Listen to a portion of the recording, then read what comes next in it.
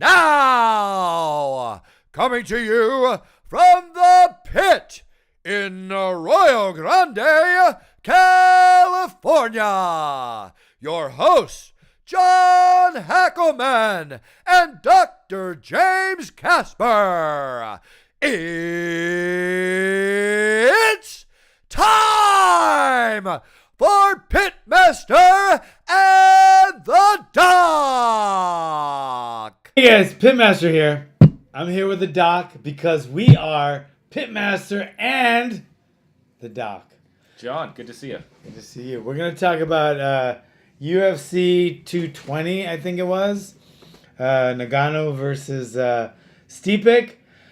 I think who was the favorite in that fight? The challenger.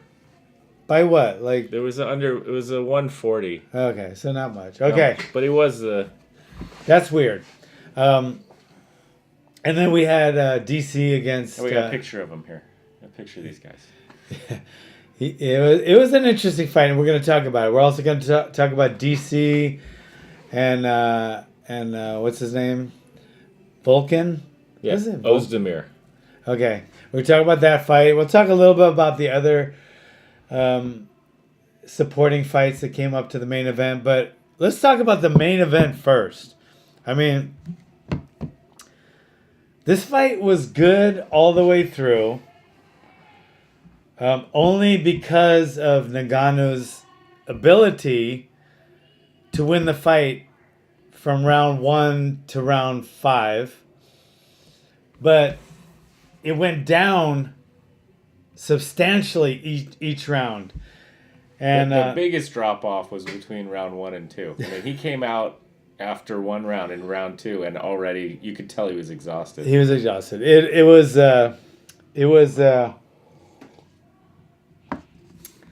evident that he had shot his load, as they say.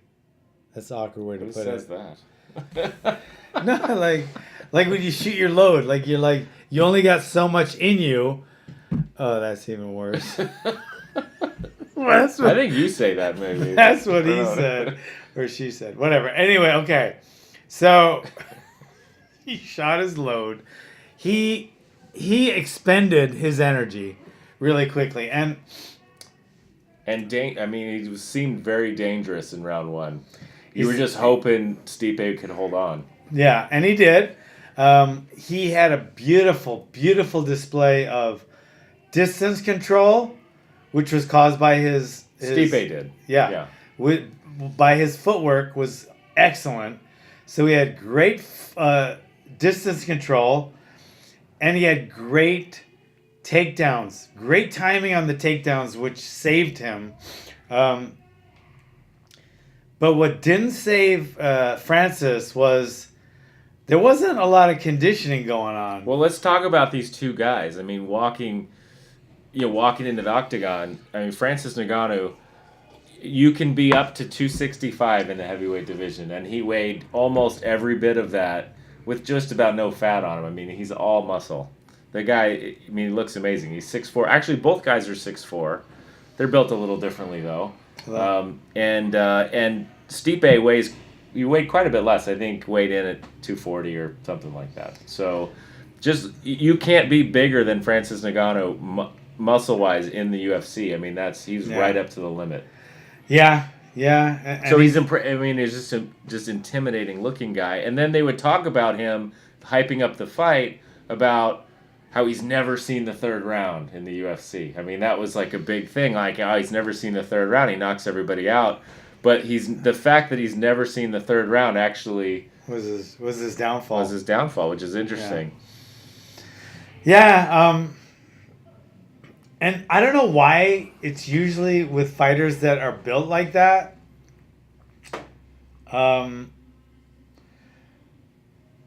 They just seem to run out of gas quickly. Maybe fast twitch muscle fight. I don't even know what it is, but they carry a lot of muscle. And they just don't usually do well if they can't put you away quickly. If you remember Ali versus George Foreman, it was kind of looked the same. I mean, George Foreman was huge, hulking guy and all power. And Ali was, a well-built guy, but he was built a lot like Stipe. It's the difference between running a sprint and running a marathon. You don't see muscle-bound guys running marathons. It's too much muscle, it's too much energy. They're burning through so much energy to be that size. So if you're running a sprint, it's great. So if you're knocking a guy out in the first round, he's built perfectly for that. Okay, then I wonder why it would be someone like Roy Nelson, who's about 260. He's a lot of fat. He's not all muscle, but he can go 5 rounds all out, and he's huge. He's carrying 260 something around too. Fat doesn't require a high metabolism though. Fat requires a pretty low metabolism. So, but he has a knockout punch. In fact, I think his knockout ratio or percentage is even higher than Francis Ngannou, and he's all fat. He's not all fat, obviously. His body's probably more efficient though for 5 rounds. That's weird. He's built better How does for that a 5-round happen? fight. How can you say a guy with a belly that's actually hanging over his pants knocks out almost everyone, and he can go 5 rounds all out? He could have gone 5 rounds without even. He doesn't even look like he's breathing hard when he's going 5 rounds. So it's weird to think. You look at some muscular guy like Ngannou, and then you look at someone like Roy Nelson. They're both about the same weight. They're not quite, but just about. And they both, and Ngannou was not completely done, but for all intents and purposes, he was pretty much done after the end of the first round. Roy Nelson doesn't even get started till usually the second or third, and he's going all out in the 5th. How does that happen? Okay, as a doctor, there must be some kind of explanation for that. Well, the only explanation you can see on the surface is that all that muscle requires a really high metabolism and burns a lot of energy. Okay. But there may be more. I mean, Roy Nelson might train differently. When you take a guy like Ngannou and say he's never seen the 3rd round, well, that turned out to be a big problem because he didn't see that he had no endurance for a 3rd round or most of the 2nd round. Yeah. And definitely not the 5th round. When he came out to the 5th round, he just looked defeated. Like, his legs were wobbly. Like, he could barely walk. And when he got up at the end of the fight, he almost couldn't get himself up. Yeah. Which was just crazy to see. And he was the favorite. So the betting odds in Vegas or wherever had that guy as the favorite. Yeah. It's pretty weird. You weren't convinced. I watched the fight with John, and everyone was talking about this fight before it happened, and John was like the only one in the room that's like, "Oh no, Stipe's gonna win this fight." I knew, and I never saw him gas out before, but I just knew Stipe had that plan, like Ali had against like he had against like he had against George Foreman. I knew he had a plan, and it's easy to beat someone who, number one, is tired. There's no worse. Let me just tell you guys something. If you've never fought before, let's just say in the ring or the cage, forget about the street. If you're across the ring from your opponent and you're freaking exhausted, and you look across the ring and you can tell your opponent's not, there is no more defeating feeling in the world. There's nothing worse than looking across at your opponent and seeing that he had bouncing like Stipe, and you can't even lift up anything. You're that tired. You can't even lift your arms up to defend yourself. That is such a defeating feeling. So no matter how tired Francis was, he was mentally gone when he looked across the cage, and Stipe was pretty tired too.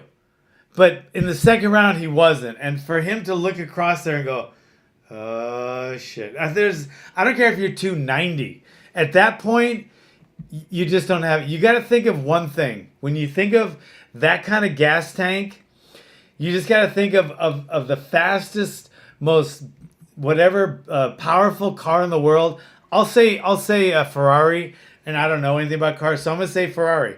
You look at the most powerful, fastest car in the world, a Ferrari, and you just see somebody in it that's just going to fucking beat everybody, especially a Honda Civic like mine. But now, look at that same Ferrari and say it's out of gas.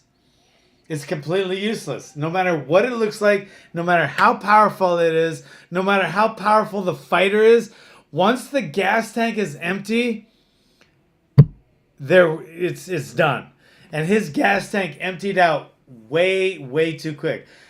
I don't care if he's built and he's strong and he has all this muscle and shit. If he's going to be a UFC fighter, he needs to go more than one round. Okay? So it has something to do with his training. And his training needs to be modified. I mean, like a lot. And if his training is modified, if his conditioning can even come one half of what his power is, his punching power, he's going to be unbeatable. But if his conditioning is the way it is against Stipe on last week, everybody's got him figured out. They can just run around the ring, maybe get a takedown, get a clinch, and then they know the second round he's going to come out like that. He's going to be a very, very easy puzzle to figure out. You can say he's an easy puzzle, but one punch from that guy. I mean, the first round, I'm sure was really scary for the champion because any one of those punches, anyone could. I think he did tag him a couple times. He did. Look at his eye. Yeah, he caught him a couple times. He did, and Stipe took it, but he's a puzzle. I wouldn't say easy puzzle, and there's another hole too, probably. I mean, we saw him get on the ground, and he was just flattened out. I mean, when he was actually on the mat, I don't know what his wrestling skill is and what his wrestling training is, but that may be something else. I don't think that's a factor. I don't think his lack of getting off the bottom is a factor. Technically, I think it was his lack of gas. He couldn't have got off the ground if my mom was laying on him. He couldn't have got off the ground.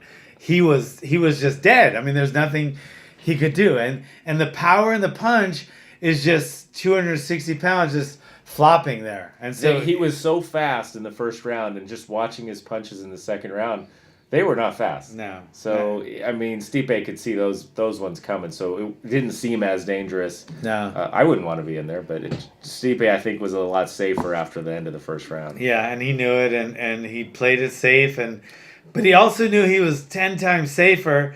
But he still knew if one of those bombs landed, it was going to be good night. And which made the fight exciting still. That's why. That's why the fight was still exciting. And that's why, for me, Stipe should get a bonus for that fight, I think, for performance. Yeah. Because he put on an amazing performance. He fought this super dangerous guy in a very smart way and won. He pushed his head down for a big portion of the fight. And maybe it wasn't super exciting for some people, but I thought it was a great fight. But with performance, what would you call it? Great strategy? I guess great strategy. But his endurance, to take a 265-pound guy that is that strong and to evade his punches and then to hold him down, I don't know. I thought it was pretty amazing performance. I think it was amazing. I think he proved what a great fighter he was. But, UFC should have get. And plus, how much this guy was hyped. Even though Stipe's a champion, they hyped him up so much for him to win. I don't know. I think it's a slap in the face that he didn't get a bonus. Personally. Yeah, but we don't know he didn't. I don't think he did. No, we don't know that. Believe me, I know this. The ones that were listed the next day, he wasn't one of them. And Dana gives Dana takes care of his guys. And he does it a lot of times without being public because for whatever reason. But I know for a fact that Dana takes care of his guys. And if he does it under the table sometimes, whatever, Dana takes care of his guys. I'm sure Stipe was... He probably had to get back to work anyway, Stipe. Fucking guy's a blue collar... he's the only guy that can say, I'm the greatest heavyweight or whatever of all times and not sound like a braggart. I mean, the way he says it is so blue collar. He could say, I'm the greatest human on the planet, and he just doesn't sound like he's bragging. He's like, yeah... I'm the greatest fighter. I'm the greatest heavyweight of all time. He just sounds like it's matter of fact. But he literally probably, I don't know if he's been back to work yet, but he was working before the fight. He's a firefighter paramedic, and his wife, who is pregnant now, is a registered nurse, and I think she works in ICU. They are a blue collar family. I don't know about this fight. I didn't talk to him before this fight, but I talked to him right after one of his fights. He was already champion, so it must have been just like 3 fights ago. He worked like the week of the fight. Like say the fight he had to go on Tuesday or something. He worked like that Saturday. Then he had to leave Tuesday because UFC fighters have to be at the venue on Tuesday. Fights on Saturday. So wherever the fight is, say it was in Brazil and he lives in Cincinnati. He has to be in Brazil by Tuesday, and that's one of the UFC rules. So he worked like a Saturday, probably slept all day Sunday. He was at his venue on Tuesday, fought on Saturday, got home on Sunday, and I think he worked the following Tuesday or something.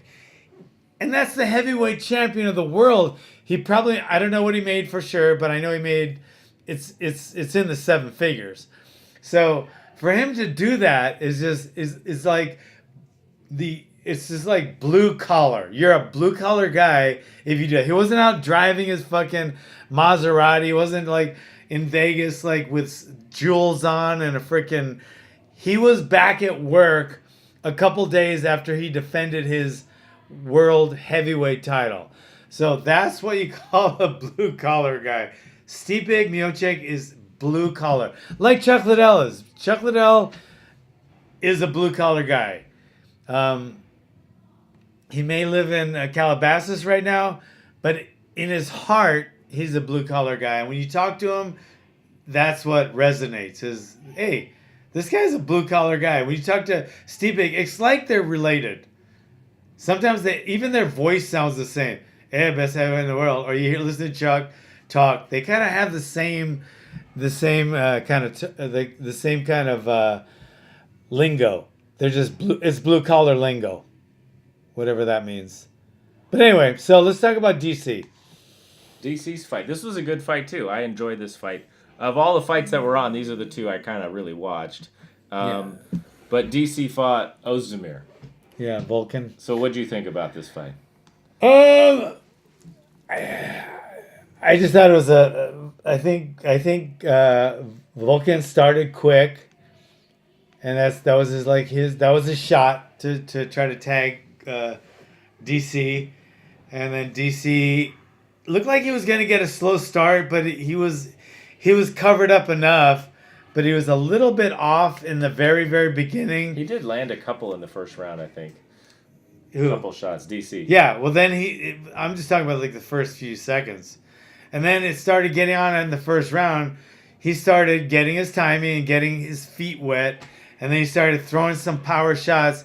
And the best way he was gonna the best way he's gonna get the takedown, he found out, was he's got to throw some punches and then get the takedown.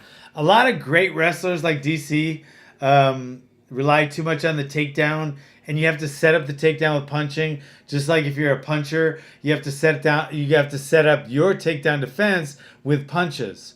But it's great to see if he got a hold of his leg, he's going down. Yeah. And to watch him do a single leg takedown, that was pretty cool. It is. And also, I think one of them, he caught Ozdemir's leg. He actually caught his kick and then took him down from that.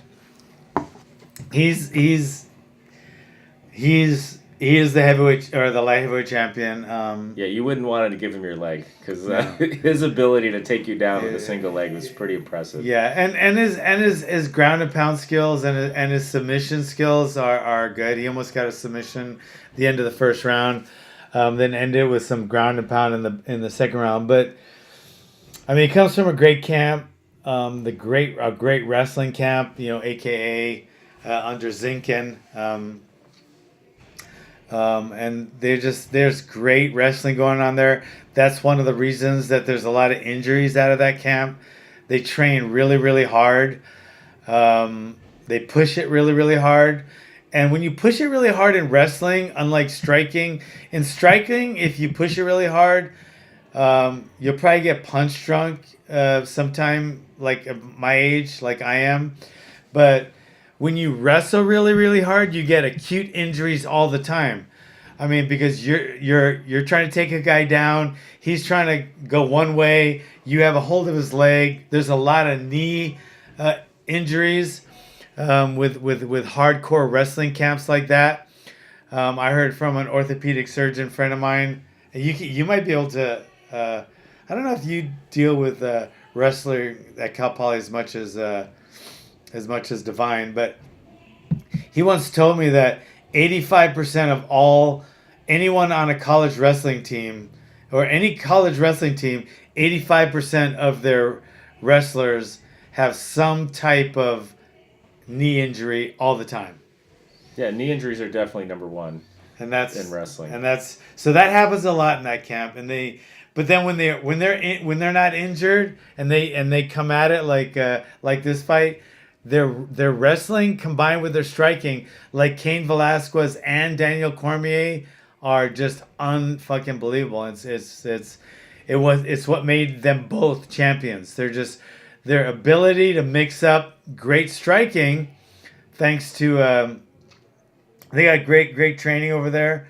Crazy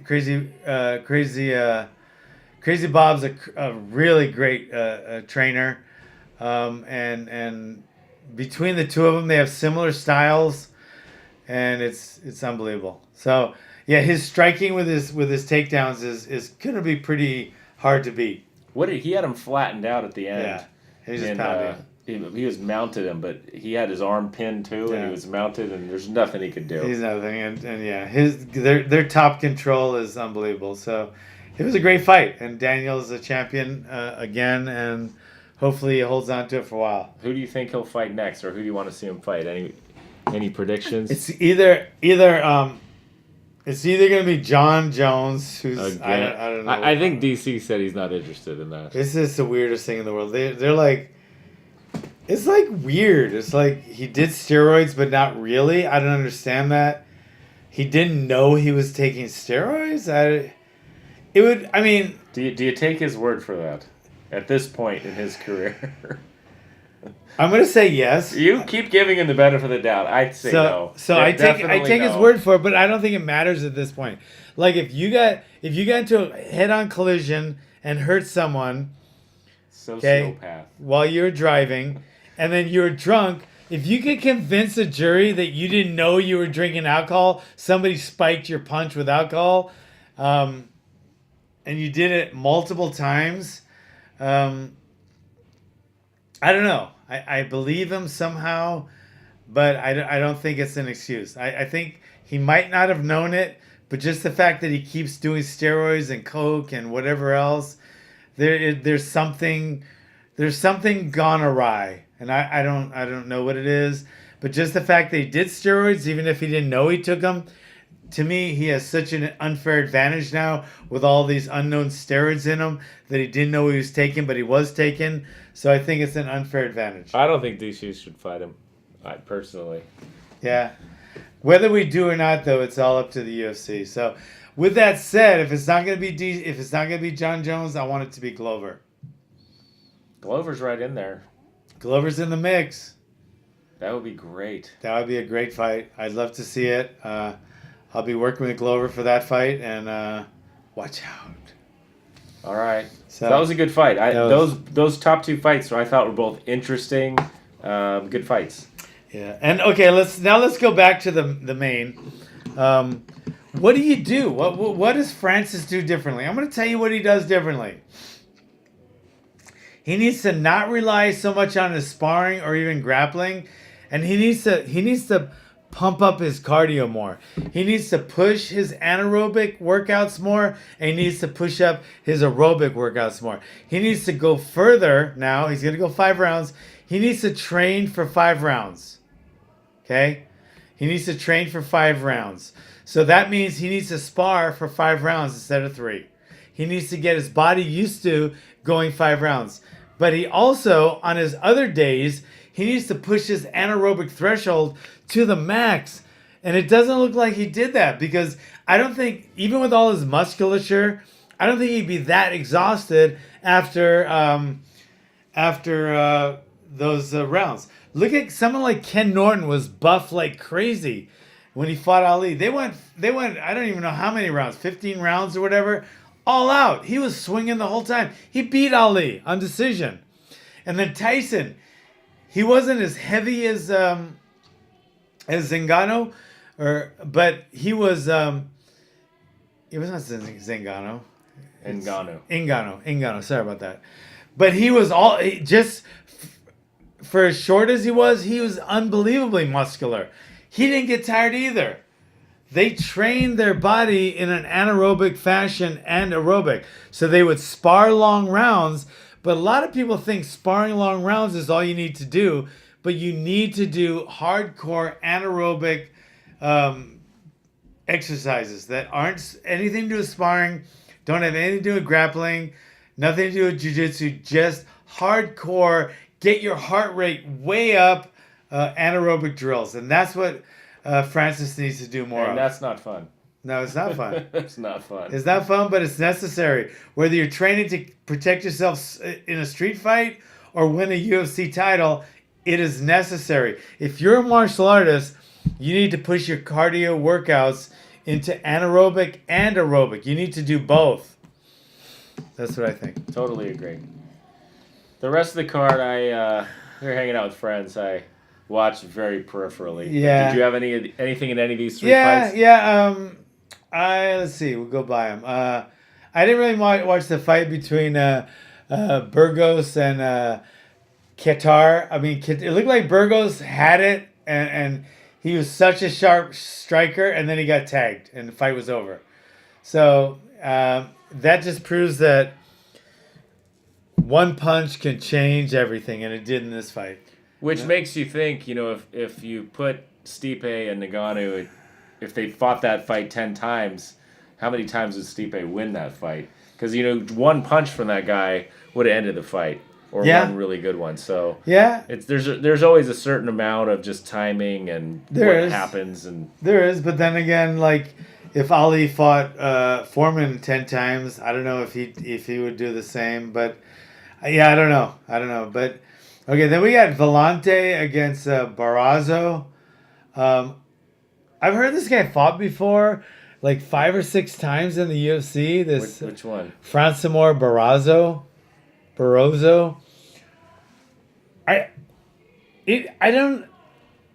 It looked like he was trying just not to fight for 3 rounds. I mean, he was like circling around the cage, very little engagement. How many punches? Show how many punches he even threw. Total strikes, 74 of 128. Okay. So they both had 7. I think there's a mistake there. Well, he threw more. Okay, so Vellante 74, 200 70. plus. So basically 25 strikes around. It just looked like it didn't look like a very action-packed fight. There was a decision on Vellante.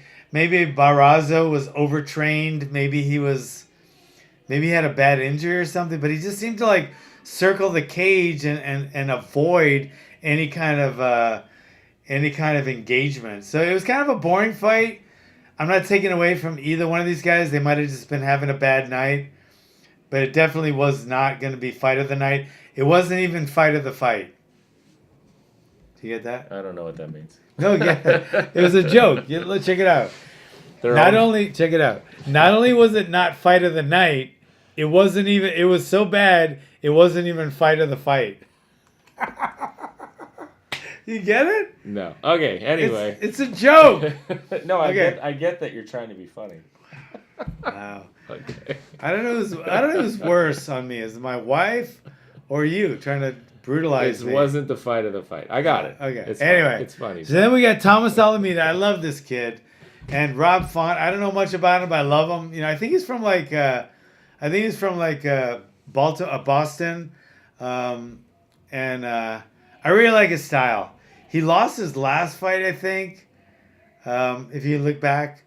Rob Font? Yeah. I think he lost his last fight, but he's pretty damn good. He did. Yeah. He lost to Munoz. Yeah, okay. But he's a good fighter.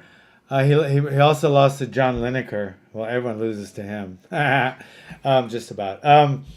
He's a really sharp kickboxer, really good. And he tagged Thomas and put him out. It was pretty competitive up to then, but you could just tell he had a little more firepower. And so he's an up and comer. I see him knocking on the door. So Rob Font. I don't know who he trains with. It might be Delagrati. I don't know for sure, but he's definitely a well-rounded fighter. So yeah, I'm looking to see him again. So he got the win. Yeah. Where's he fight out of? Does it say? I think he's in Boston. He's from Massachusetts. Probably Boston. Massachusetts. They say car instead of car. He fights out of You gonna watch my car? Woburn, Mass. He fights out of Woburn, Mass. Yeah. So, got a funny story about Delagrati. He gets home late one night, and he's his wife's like, "Why are you home so late?" He was out partying with his friends, and he says he has his wife bring him a sandwich, and then he has her clean the house while he eats the sandwich. Let's just put it that way. He's a pretty powerful guy, Delagrati. Hope he's watching this. He came on like 5 in the morning. All right, cool. Well, that was all the fights on that card. There were some prelims and stuff, but I think the big fights, I think it was worth watching. Yeah, they were good fights. I'm looking forward to Jacare versus Brunson, definitely. That's coming up. Is that this week? Yeah, I think the 27th. So that's going to be Saturday. That is this week, huh? Yep, Saturday. So yeah, we're looking forward to that one, and we'll be talking more about that. Other than that, what else we got, man? Check out my video on making a more realistic left hook, because let me just tell you guys something. If you're hitting a bag all the time with big puffy bag gloves, and you're hitting a heavy bag, which is full of cloth, and then you have a foam pad on your hand, okay? You're hitting the bag, you're getting a great workout, and that's what you should do 90% of the time.